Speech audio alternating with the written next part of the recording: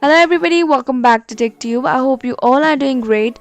So today I am back with another tutorial video of how you can create Epic Games account. So to get started, in order to do that, you'll have to go to the official website of Epic Games. You can just open any web browser or Safari, and on the search box you can search for epicgames.com. Now go ahead and tap on the first option that will be appear on your screen. Here you can see the option sign into your Epic Game account, and here you can use many different options. You can either sign in with Facebook, Google, Apple ID, or many more you can see on the screen.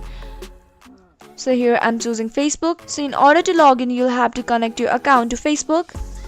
Your email address will be asked. Go ahead and type down your email address and tap on continue. Once it's done, go ahead and fill up all the details that will be asked to you.